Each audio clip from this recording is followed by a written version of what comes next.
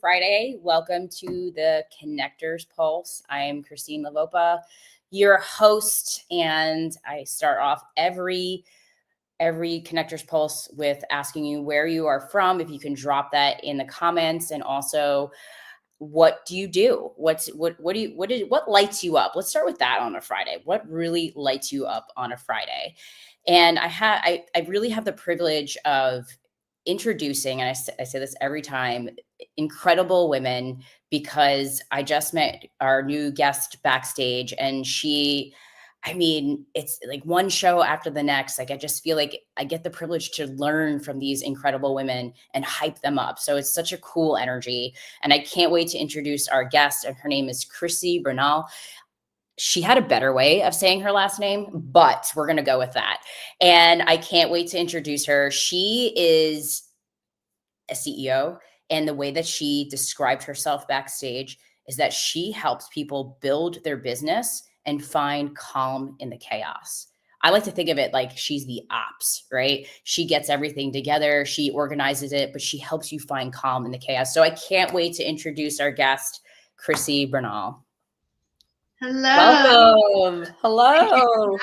I'm so excited to be here. What a great way to start Friday. Yes. Go into the weekend with some momentum. I love it. So, Chrissy, can you tell us? I just kind of like skimmed the top of how amazing you are. So just tell our audience, backstage, I felt like we were like, hey, it's showtime. We're like, oh, darn it. We can talk about it. I know. It's like we've known each other for a long time. But yeah, awesome. So I'm the CEO of Be a Better Brand. And for me, it was really interesting how I played freelance for such a long time and had that solopreneur mindset. And then I'll never forget, it was 2022. And I was like, I'm done with that. No more solopreneur, CEO mindset, and go. And so within a year, I hired my first person. Then not long after that, the second one. And then not long after that, the third. And so we've just continued to grow since then. And I'm just really excited to be able to help bring that same amount of excitement to other women. And I know we were talking backstage about how I had been playing small, kind of hiding behind my kids' fame. And God was like, no, we're done with that. It's time for you to really share your story and help other women who might be feeling like they're in the shadows and come out of the shadows. Yes. And there's so much to unpack there, which I love. And there's so many layers. So you talked about, let's just go with you. So 222, I love the numerology there. My daughter was born 4 pounds, 14 ounces. My son was 4-2 at 12:22 p.m. And they were both born on Easter. So, so lots of signs there. But tell us about yourself. Like what really made you kind of go from, you said, the solopreneur mindset. How would you, before we get to that answer, how would you describe the solopreneur mindset? I didn't really have the idea of ever scaling an agency or really kind of growing anything. I thought that making $8,333 a month, which would be six figures, I thought that was so far, like so out of reach, and just how am I going to do that, and trying to do everything myself. And I remember looking at my calendar going, oh my gosh, it took me this long to work on this project for this client. I'll never get to six figures. It'll never happen. And honestly, I read Dan Martell's book, Buy Back Your Time. And I was like, oh, well, yeah, it's really dumb for me not to hire somebody to take over some of these other tasks. And, it was really scary to do that because it was like that immediate loss of revenue, but rather quickly it turned into opening the doors for so many other things. And we were able to grow really quickly. Amazing. Okay. So how long, everybody's on their own growth path. I realize that, but how long can you tell the audience, like, where it took you from like that loss to that growth mindset? Like, when did it really start to click for you? Because in that loss, you kind of have that anxiety, right? So when did that really kind of transform for you? It actually happened rather quickly. I would say within a couple months, because I was really good at delegating some of the smaller things. I literally went through a whole week and wrote down everything I did, and then decided, okay, this is a task I can delegate, this is a task I can automate, and this is a task that I need to just stop doing because it's not benefiting anything. And that was really freeing. So it was first a VA, I gave her a lot of that stuff, and then yeah, it just opened the doors really quickly, like within months. That's amazing. So you basically offloaded things that were energy drainers, right? Energy vampires. And that allowed you to open up more doors for growth. Exactly. Exactly. Okay. And you know, it's been neat seeing the things that I realize I really do love doing that I wasn't able to do a whole lot of. And I'm actually starting to find that I do kind of like creating content. You know, I actually have tried to stay behind and away from the screen, but as I'm starting to write again for myself and do content and share things, it's like, oh, I do like doing this. I just didn't have time. And, you know, I was kicking myself at the beginning of the year because I played so small.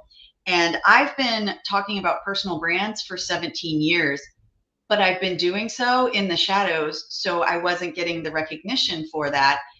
And I was like, that's just really dumb. I shouldn't be staying in the shadows because I know this stuff. You know, we bought our family's domain names, you know, first name, last name.com 17 years ago because I just knew they were going to be important. And the kids were young, so I had no idea what they were going to do, but just instinctually, I knew that our name and our personal brands were going to be important. And here we are, 2025. You know, and I think God put you on that path of knowing, right? And you just 100%. This, you know, I can't really explain it. Intuition, whatever you want to call it, that's calling, purpose. You know, some people search their whole life for purpose, and when you find it, it's just you just know. It's one of those things. So yeah, you can't describe it until you experience it, and they're like, oh, that's what they were talking about. Oh, that's what they were talking about. Okay, get it now. Yeah, yeah. It's interesting. We were talking backstage too about, you know, best supporting actress, right? And you know, it's okay to have that role, to be that support team, but sometimes it's okay also to step in front and be like, I am a leader and I help other people lead. That is a superpower. Let me help you do the same thing, right? Because you've worked both roles and you worked them well. And I don't think both people can do both roles well, but you do. So that's incredible to do that and do it for your family too. I mean, that's what's better than that. You know, it's like superhuman, which leads us into our first topic, and building a business while battling illness. Well, girl, you're going to take the floor for this one because we were talking about it backstage and I was just like in awe. So you got it. You got the floor. Well, you know, because of the twins, one of them special needs. You know, she has primordial dwarfism, which is a really rare form of dwarfism. And then she has Dandy Walker, and she's missing parts of her brain. So, you know, I had been dealing with a lot of medical issues from my early 20s. And so I was kind of used to dealing with the medical side of things. I often joked and said I should have gone into nursing. And my husband even ended up having cancer when we were in our 30s. And so that was a lot to juggle with the kids being home. You know, they were still in school and young. But then my own health journey, which I think happened because I wasn't taking care of myself. I had put myself on the back burner, and, you know, dis-ease causes disease. And so I had a moment where literally head to toe hives. And I was like, what is happening? And they were so painful that I almost got to the point where I told my husband to take me to the ER because they just burned so bad. I don't know if that's what maybe shingles feels like, but it was head to toe hives. They couldn't figure it out. Lots of doctors. We're still not 100% there, which totally different topic, but it's funny when a lot of the things I was being told, they were in my head, or it's just stress, or all these things, or my nutrition. I used to be a personal trainer, like in my early 20s. So it's like, I know nutrition. So when the doctors were like, well, you just need to eat spinach, and, you know, what? No. Turns out I have 5 IgE mediated allergies, which are food allergies that cause anaphylactic reaction, anaphylactic shock. So my throat will close. And they're actually pretty major foods. So it's really hard, like when clients want to go out to eat, or if I go to a conference or something and it's like, okay, well, I have to either call ahead or call, some the people doing the catering to see if I could get something set aside for me that's not going to cause me to die. And I do keep, I know it makes me, I don't like being high maintenance, but it makes me feel high maintenance, and it is what it is. So I don't have a choice. I just have to deal with it. And then the other side of it is the autoimmune side, called mast cell activation syndrome, which is where multiple organs will actually have anaphylactic reactions at the same time, which can be random. It could come from a smell. It could come from a food that's normally safe for me to eat. So I essentially have a histamine intolerance. So I just don't eat things that either cause histamines to be released or are high in histamines. Like spinach, I was eating it every single day. It's high in histamine. So I was causing myself reactions, and so it was causing brain fog, vomiting randomly, really debilitating stuff at times. And even now, my heart will race after I eat. So it's caused me to make sure I don't have an important call right after I'm going to eat. I need to give myself an hour so that my heart can stop pounding and everything can get back to normal. It's just, it is what it is. I've been to the cardiologist. My heart is perfect. It's just part of the reaction, the histamine response from having foods. It's a weird thing. The doctors are just now starting to really dive into mast cell activation syndrome. It is gut related, but it's also nervous system related. So it's causing, right? So exactly. Your gut's your second brain. So that tracks. Yeah. Wow. That's incredible. And the fact that you don't know when it's coming, I can imagine creates a lot of anxiety. Because you can't live like that. Right. And I think a lot of the times, the past two conversations we've talked about burnout, I feel it, it's the new buzzword, right? So there's different forms of burnout. And sometimes burnout looks like you are working at 60% when you could be working at 90%, right? It doesn't always mean that you're flat on the floor. And everybody's looks different. And I think that people also talk about stress, and it's not stress, it's chronic distress, right? Yeah. This is long periods of time that your nervous system's dysregulated and you can't get back to baseline. And you don't have the habits to get back to baseline. And also we talk about the reaction. We talk about burnout and what happens after. Why can't we talk about what we should do before so that doesn't happen? And we live in a very reactive society, and I understand that. We want things when we want things. I mean, Amazon Prime, I'm not going to hate it. I love it, but it's convenience, right? So we kind of get in this mindset. I mean, I was talking to a mental performance psychologist, and he works with special operations and, military, all those things. So I was just picking his brain. He said, there's a reason why the 7-second reel is 7 seconds, because that's our attention span. And that's like the magic number, which is less than a goldfish. So when we talk about, all of these illnesses, anxiety, ADHD, and these are real things. And I think they get magnified by the culture we live in. And sometimes we just don't take care of it. But I feel like this is another topic for another day. But we could go down a deep rabbit hole about that. And I have so much compassion and sympathy, because I have had anxiety since I can remember like 7 years old. I was bullied. And I remembered every day it was like, okay, am I going to be bullied today? And that led into people pleasing, and, oh, here comes the fat kid, and all of the things. And then that led me also into like a, life-threatening eating disorder. So I understand anxiety. I still live with anxiety. And sometimes I just have to like use those tactics to kind of like talk myself off the ledge. And I'm sure that goes on with you too. So what kind of health habits do you do every day to keep that at bay? I mean, that's seriously, like that's it. It is every single day. What I find amazing is that God will, if you're looking, God will deliver things when you need them. So right when all of this started happening, we had a client come to us who was a mitochondrial expert. I mean, wow. What? And I learned so much. I mean, I'm like a mitochondrial nerd now, and I Easy. know about cells. And so Yeah. because of what I learned there, I ground every day. So I have a grounding mat that I will stand on. We sleep with a grounding sheet, which grounding just is like the same thing as going and standing barefoot in the grass or hugging a tree. And I know that sounds like hippie stuff, No, it's but sensory. yeah, 100%. once you understand the science behind it, you realize that you're essentially getting a recharge from the earth. Mhm. So I do that every day. I actually drink structured water, which makes me sound really high maintenance, but No, I so love it. structured water is water where the molecules are structured more like those coming from a waterfall, so closer to the source. And so I Mhm. have this device that I use every day to make sure we drink a lot of water. I mean, we're talking gallons of water a day. And so I drink the structured water. I regulate my nervous system. So I'm very, very strict on what infiltrates my energy bubble.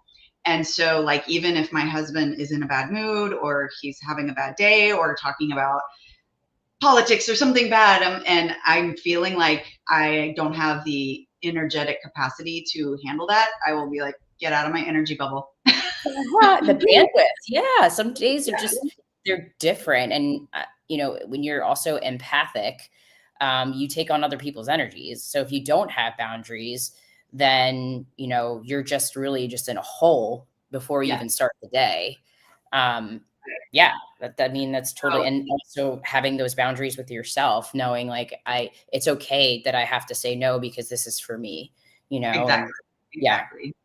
I that's also meditate every day. I was also blessed that several of our clients are in the coaching industry. And so I've learned so many tools from them as well, the breath work. Even one of our clients, she's a Kundalini yoga instructor. So I've learned from her. It's amazing. Like when I look at all the clients that we have and just, they were sent to us for sure. oh, So, absolutely. Yeah, I love, alternate nostril breathing. There's 30 types of filters in your nose that go directly to your brain, right? yeah. So, alternate nostril breathing definitely helps you, I would say almost immediately get into that, rest and digest parasympathetic if you allow it, right? And sometimes when you're in that panic mode or panic attack, you really need those things to like, my son used to have panic attacks or just really get so amped and have this sensory thing going on. And what I found is putting an ice pack on his chest, Mhm. that really helped him kind of get into that vagus nerve, and do some deep breathing. I'm like, okay, smell the roses, blow out the candles. Smell. I mean, I still say that to Yeah. myself. Smell the roses, blow out the candles. So, I mean, sometimes I'm just like, especially when they're, those people that really kind of trigger you. I'm like, smell the roses, like, That's But funny. yeah, yeah. I mean, you get it, you get it. Well, and But at the very beginning of it, when people first start experiencing those sorts of things, it's a lot scarier because you don't know what's happening. And so then that makes everything worse. mhm, And so, like, I know the first time I went into anaphylactic shock, it, I couldn't stop. Like, the paramedic was having to really work to slow my breathing down because it was just, I couldn't scary. handle it. But it's because, one, I was in an anaphylactic shock and I had done my EpiPen, which causes that insane adrenaline. Mhm. But then I was also scared at the same time because I couldn't breathe. And so it was like all working together. But now that I've experienced that, I know what it's like and that I can be okay if I can get it under control. And so now my anxiety around that is a lot less because I know I can control it once I get there. It's just putting more tools in your toolbox. You don't use them every day, but when you have to, you're like, thank goodness I have the tool for this, and it is life or death. So, wow, I feel like we could have a whole conversation about this, but moving on to our second topic. Yeah. Um, energy, we're definitely vibing about this backstage too. Energy, frequency, vibration, quantum basics. Okay, that is a mouthful. How can you how could you best explain it to the audience of what I mean? I was asking backstage, is quantum physics the same as quantum basics, quantum science? And you were, really breaking it down. So in your best way of teaching, teach us what this means. Sure. Well, I loved physics in high school. Absolutely loved it. even though I'm a creative. For some reason, I just loved physics. And I've always had a really strong faith as well. And now that I'm starting to study quantum physics, I'm seeing how it reinforces my faith. It just tells me the science behind it. And so what we're taught in high school is Newtonian physics. And quantum physics goes beyond that. That's where you get into the quantum entanglement, the time is a man-made construct type of thing. All things are possible until they're observed. That many people start studying quantum science and they don't realize it.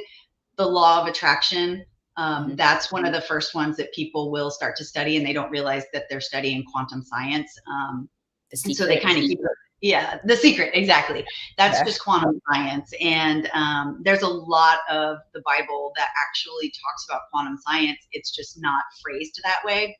And unfortunately, I think that a lot of people who have a strong faith feel like they can't embrace science because that's denying God. And I'm like, the more that I study it, the more it's just proving how awesome God actually is, how many tools he gave us, and just how much more equipped we can be to, just have a greater existence and help others have a greater existence, which is really awesome. I mean, the highest vibrations love, right? And if you look, not to go totally into Bible or my faith, but Jesus was that love, right? So the highest vibration that you can go is love. And when you see people's auras, you can see their energy coming off of them.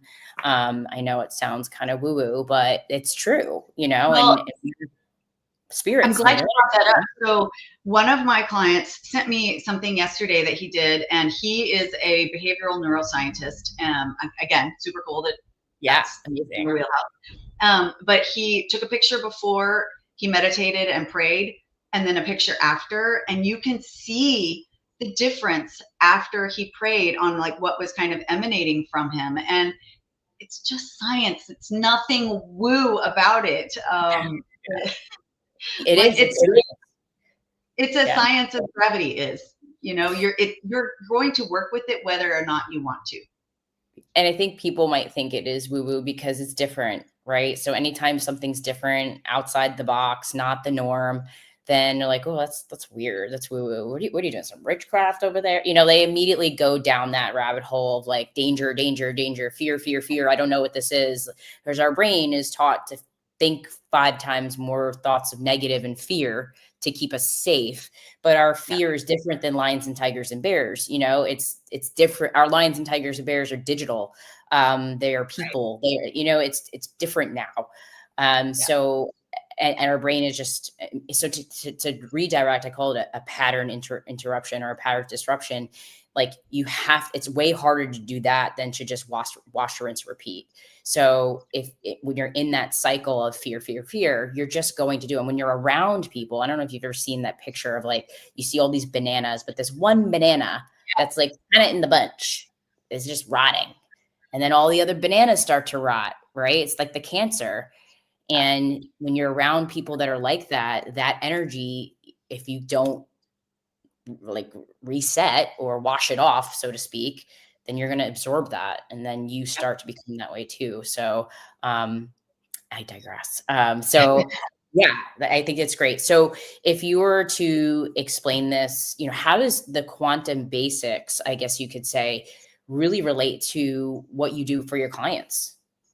So I actually feel like it's kind of a superpower of ours now, because I'm able to tap into the quantum.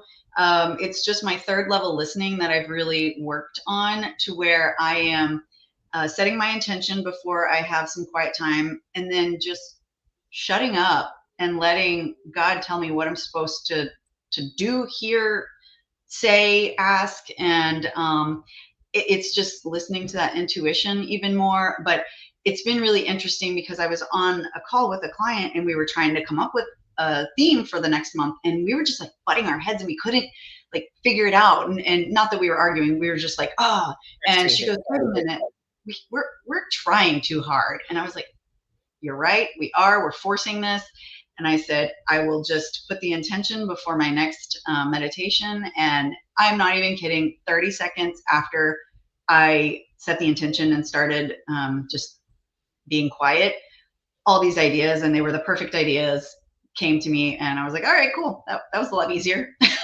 Yeah. And so I think there's also these labels now too that I've been hearing, I know a lot more, like feminine energy and masculine energy and wounded masculine and wounded feminine. Does that resonate with you at all? Or what do you think about that? Yes, I have often operated under a masculine energy myself, but it's really necessary to have a balance of both the masculine and feminine. And once you actually start studying what that means, it's not what we've been taught really what it means. It doesn't mean pink and blue. It just means, creative, right?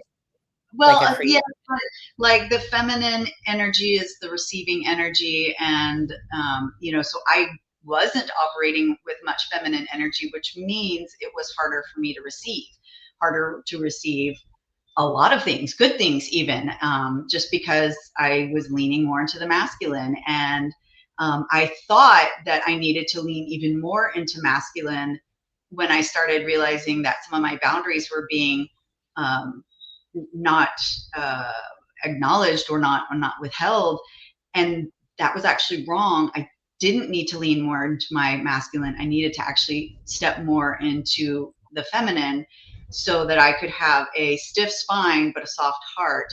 And once I learned how to balance that, it's just been so much easier to hold my boundaries and to not operate under a scarcity mindset. Like recently, even there was a client who came to us, and I just could sense my intuition was just saying, if you take on this client, they're not ready to work with you. It will be a campaign that doesn't perform like you want it to. You'll blame yourself, even though it wasn't your fault. So it's better for you just to say, now's not the time. And I don't know if I could have done that a couple of years ago. I would have just been like, no, we'll push through it. We'll figure it out. And, I know that that's what's happened in past campaigns is I didn't acknowledge the red flags. And then if a campaign didn't perform well, could have been the most perfect campaign. But because there was not alignment there was desperation on the other person's mind, side of things. It scientifically cannot work. And yet I was blaming myself. So it was nice to have that freedom to go, no, I'm actually doing everyone a favor by saying no. No. Yeah. And no is an action, a verb, a full sentence with no explanation afterwards. And it's incredible that you said that, because I've been hearing and feeling that a lot too.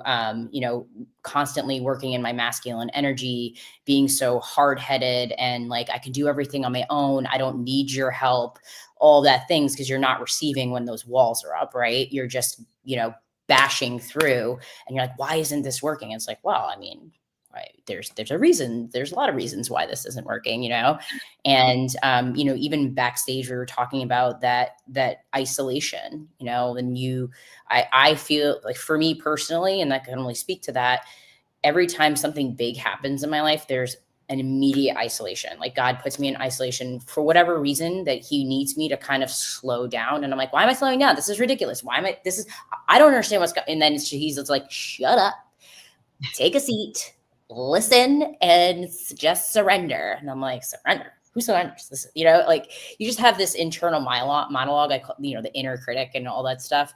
But this past year in January, I put myself in isolation on purpose. And I started doing Jesus runs. So every morning I would, my husband was away before the kids got up. I hate running in the cold. It makes me uncomfortable. And I was alone. It was dark. It was cold. It was early. All the things that make me uncomfortable. And I said, I'm going to meet this being uncomfortable with God. And it was the best habit I could have ever possibly dreamed of making. And it was cathartic. I mean, sobbing on these runs. I'm like, please don't trip, because I can't even see right now, but it led me to so much, like moving our family across. I'm like, I'm never going to be able to do this. And he's like, yes, you can. And I'm going to help you. And I'm like, okay, fine. And look what we did. We're living in Spain right now. So, I mean, I can assume that that has happened to you as well. Can you share maybe a time that happened with you? Oh my gosh, I have so many conversations with God now.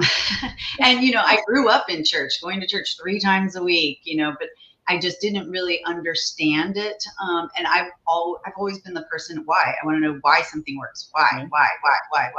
My teachers probably thought I was so annoying because I always wanted to know why. And so now that I understand the science behind my faith, I just think it's really magical, and not in a mystical way, magical just in fun, whimsical way. And I do remember one particular time. So when my twins were born, I remember my friend looking at me, because one of the twins, the one that's small, she was still in the NICU. She stayed in the NICU for 108 days, and she had open heart surgery. She had a couple other surgeries, and that, you know, her first couple of years were just really Tough. hard. Yeah. Yeah. And my friend just looked at me and said, "How are you so calm?" And I said, "I just know it's going to be okay. I just know it's going to be okay." And, you know, now that I have worked through some past traumas and done, you know, some of that healing work, I'm able to get back to that place of everything's going to be okay. I'm able to now look back and see that everything happens for us. And so, you know, I was saying backstage that I'm so grateful for my autoimmune issues and all, you know, these health issues that I've had, because it's really caused me to pay more attention to things. And I was also telling y'all that 2025 has not been a good year company wise. There have been a lot of challenging times, and I'm very grateful for it, because I know that that one step back is going to propel me 3 steps forward. You know, life right now is just as stressful as it has been in a long time. I'm an entrepreneur and my husband's an entrepreneur. So it's like, oh my gosh, Mm-hmm. 2 entrepreneurs trying to, you know, grow their companies. Like, oh my gosh. But I have so many more tools now that I'm able to handle. And I have an even stronger faith that I'm like, it's all going to work out. It's going to be fine. And sometimes too, you kind of keep counting the blessings, right? And sometimes you're like, in the moment, you're like, why is this happening to me? And why is it happening for me? And hindsight's 2020, right? But and I think that's one of the beautiful parts of faith, is that it's invisible. So you have to really try hard to believe and to trust. And, you know, people coming from trauma, that sometimes is hard, right? But sometimes that trauma, as uncomfortable and heinous it prepared you for something else, right? We just don't know it at the time. And I can relate, not so much. I mean, my son was in the NICU too, and we didn't think he was going to make it. And the first hospital told us, we can't help your son anymore, so he has to go somewhere else. Yeah. And he was born with pneumonia. We just didn't know. He was sick in utero. We just didn't know. We just weren't prepared for that. And, you know, the military calls, and my son came out of the NICU and my husband left. So you're just kind of like in this space of like, what do I do now? That was a lot to unpack. I feel like I'm fried, you know? And especially when it comes to your child, because it's so out of your control, you know, and you just have to give it to God. I mean, we have the anointing of the priest come and pray over him every day, you know? So, I not same, so I don't want to take away from that, not comparing, but I can totally sympathize. It's scary. But there's faith that prevails. So, well, and you know, that's one reason why I encourage women specifically to share their stories, because even though our stories might not be the same, there are a lot of similarities that help us feel connected and help us feel less alone.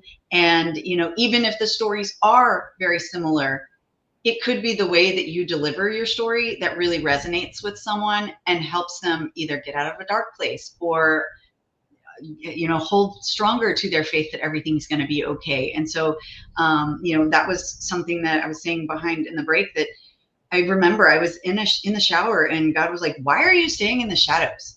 You help all these other people get in the spotlight, and I've given you a lot of incredible lessons that I'm intending for you to use as a tool to help other people grow.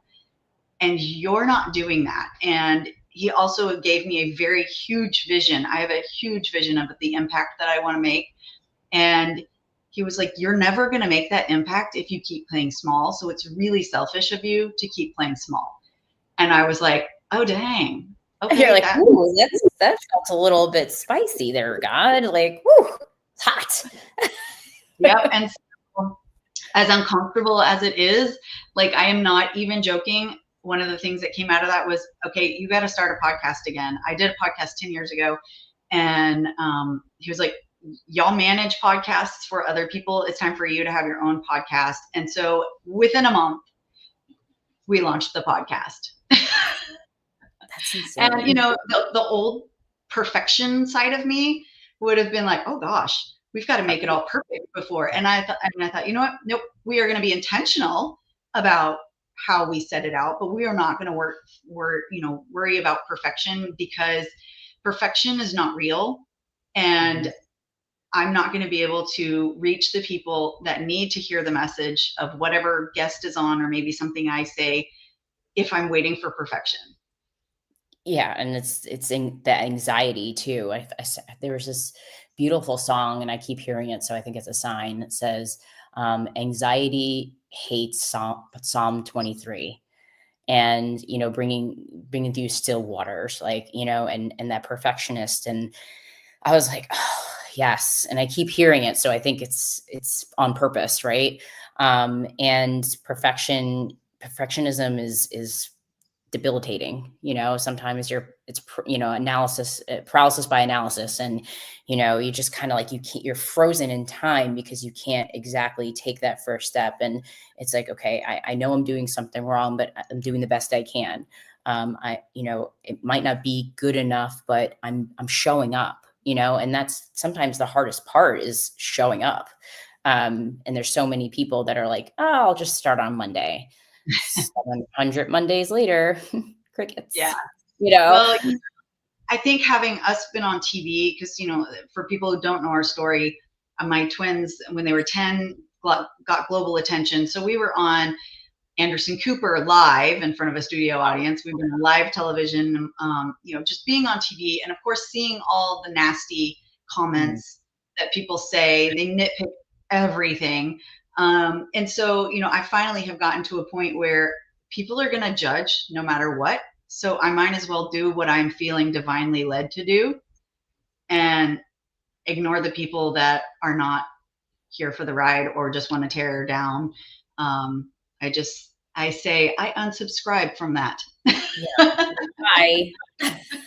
Which leads us into our third topic, because I just is running a business as a special needs mom. So that was a perfect segue.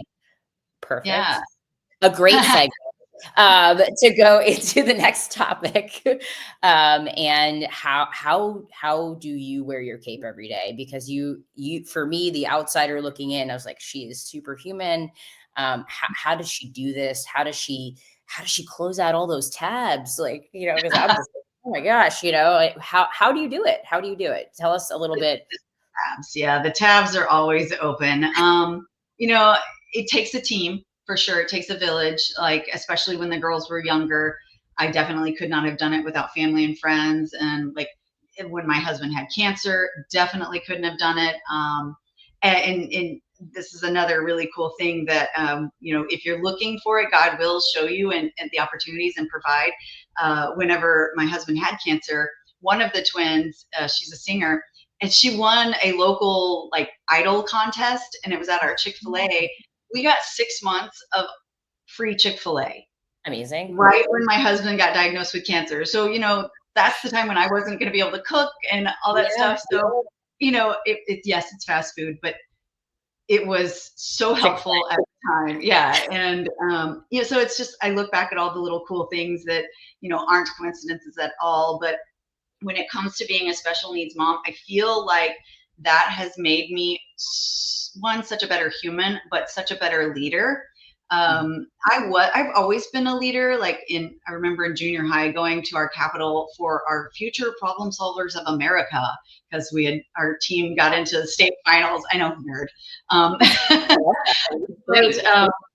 But I think having her made me a different kind of leader, more empathetic, more able to meet people where they are and accept them for where they are. So just understanding the idiosyncrasies that people have, and knowing that, like, for example, if a client's, if their saboteur has come out, it's not personal on me, it's their saboteur. And so I can acknowledge that now. But like with her, it's giving me a lot of patience even. But yeah, it's just really been, I have to stay organized. I really have to stay organized. But even now, it's made me want to be a bigger champion for people as well. And I see a lot of moms of special needs children. They really don't get the spotlight they deserve. They don't get the care that they deserve. And one of my missions is to hopefully change some of that. That's one of the reasons why I'm growing my agency, is so that I can have the time and resources to kind of love on them a little bit. That's incredible. I mean, a nonprofit, anything. I mean, charity. That's incredible. I mean, we were talking backstage, best supporting actress.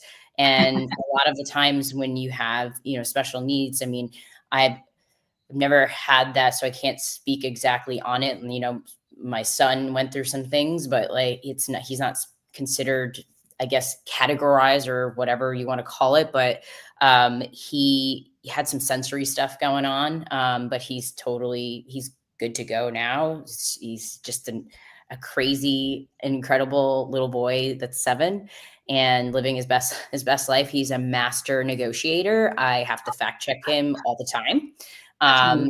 Yeah. He's always curious. He has a very curious mind, a huge imagination. He loves to read. He says he doesn't, but he reads like 10 books a week, and he just wants to consume information. But he also has that, anxiety. And sometimes I look in myself, I'm like, am I projecting this? Sometimes I am, sometimes he's that mirror, and I'm just like, why are you so stubborn? Well, I mean, hello, did you look in the mirror? But especially for, like you said, staying organized, but also making sure, and I say this every single podcast because it always comes out, you have to put on your own oxygen mask first before you can help others. And as a mom, I was like, judgy. I'm like, who does that? Like, are you serious? What kind of mom does that? Well, if you're dead mom, you can't help anybody, right? So making sure that you are putting yourself in, the pilot seat too, because then you can lead from a place of energy and love and acceptance instead of being fried and at a low vibration. So 100%. And I know that I put myself on the back burner, which is why I ended up getting sick and whatnot. And so realizing that I have to take care of myself, and it also sets an example for our kids and others to also take care of themselves. You said something, and it'll probably pop back up. It was along the special needs type of thing, of being a parent of special needs child. So it'll probably pop back up if it's meant to. Yeah, I mean, it sounds like, I mean, I don't know if you've been thinking about it, but are you gonna write a book? Or, I mean, yeah, sure I have ask you that all the time. Yeah, I have written a couple books. I have a children's book that's still out. I have written a book about the traumatic stuff that happened around when the girls were born, and that was my other thought. I do have a book title that came to me about 5 years ago. And I remember when the title came to me, I thought, I'm not an expert in that. I don't even know what that book's going to be about. But I wrote it down, and I just keep my little notepad, or I'll put it in my notes when things pop up that align with it. And now, literally just this year, I went, okay, got it. Now I know what that book's about. I have all the materials. Yep. And so, but yeah, I am going to write a book. I have started writing one. I have 36,000 words in another book. I've toyed with whether or not to make it fiction or nonfiction based on some of the people involved. I haven't disclosed a lot of the traumas that I've been through just because I wasn't sure how to deal with the people who are still alive and whatnot. So, but that the trauma part was something that I feel like having dealt with, not dealt with, being given a special needs child and dealing with all the things that come along with that, I am much less reactive and I don't freak out about things. So if a problem arises, I don't immediately go, oh my gosh, the sky is falling, because I've already experienced so many traumas. I'm like, this is fine. We'll figure it out. Let's see what happened, but let's focus on forward. And now that's also a quantum science thing, and not staying in the low vibration, but moving toward the solution rather than the problem. So I say that has also been something that I have learned from having a child with special needs. Yeah. I mean, I learned that. So like I said, my husband's in the military, just not saying, but just what you've been saying is making me think that, God gets you with the partner sometimes, and it doesn't, on the outside might not make sense, but that's what my husband is to me. He is so calm, almost to a point of like, hello, can you have more? Because I'm the opposite, and I remember in that time when Anthony was in the NICU, like he was my PR because I couldn't even form a sentence. Like I was at the lowest of the low. And anyway, he is really good at executive functioning. He is really good at staying calm in very tumultuous times. And he's also very good at saying like, your hair's not on fire. Take a breath. This is not urgent. And he's good at prioritizing instead of just, being busy. He does like to be busy, but so when you were saying all that, it was kind of just receiving that as like, oh yeah, I get that. But I mean, before you go to bed, and maybe you have, like, I'll give you a hypothetical. I do like hot seats with all the guests before you go to bed. And let's just say you had a really hard day with either your child or your family or even your business. How do you kind of wash that off for the next day? So we do sound baths, meditation sound baths, also prayer. When I say meditation, that's usually a combination of prayer and me being quiet. But I also have quiet time by myself on my grounding mat, and I sit down, I have a journal that I keep, and I write something that I'm grateful for that happened that day. And then I set my intention for the next day. And setting the intention is just part of it, but it's then having the divinely guided actions to align with that intention. And so then in the next morning, I open that back up. What did I write down that I was grateful for yesterday? And what is my intention for today? And then I operate under the law of assumption that it's just going to happen. And usually if that particular thing doesn't happen, it's something better or something great in general. So amazing. And if the audience, did you catch those nuggets of wisdom? Write them down. But if you did not, Chrissy, where can people find you? What are you launching? How can we get more of your incredible energy? How can we find you? What's going on? Send us all the things. I love it. Yes. It's funny. I often just tease because of all the PR we've had. I'm like, just Google me. Right. Yeah. Yeah. So yeah, I'm on all the socials with my first name, last name. My personal website is firstnamelastname.com. My company website is Be a Better Brand. And literally on 2/2/22, Be a Better Brand just popped in my head because I just wanted to help brands be better and help everything be better. And so I don't know, and the alliteration, maybe that was the writer in me. So that popped up. But yeah, I'm pretty easy to get in touch with. Awesome. And we were talking backstage too, because, Jesse and I are doing the retreat.revenue.com. And we were like, oh my gosh, you would be so good at the retreat. But wow, I mean, the sound healing. We're like, yes, we're going to do that. We're doing workouts, we're doing meal prepping. But I love that you also talk about building a better brand, positioning yourself. How can you do that? And that's exactly what we're talking about at the retreat. But now we have even more nuggets of wisdom to bring to the retreat. So thank you. This has been incredible. I mean, I feel like that we could have many more talks. So I will 100% be in touch. But I just want to thank you for really coming with such an open heart, gratitude, mindset, and coming from a space of, yeah, we have been through some shit, but here we are on the other side, and God is the center, and he gives us so many things. And I love how you reframed what somebody else might perceive as a really hardship. And yes, it was hard, but here's the amazing stuff that came out of it. So much wisdom in here. So thank you so much for joining.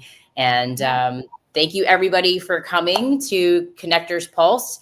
And Chrissy, if you could stay backstage so we can wrap up and close out. Yeah. But everybody, thank you so much for joining. Happy Friday. Have a great weekend. And don't forget to check out retreatreveting.com.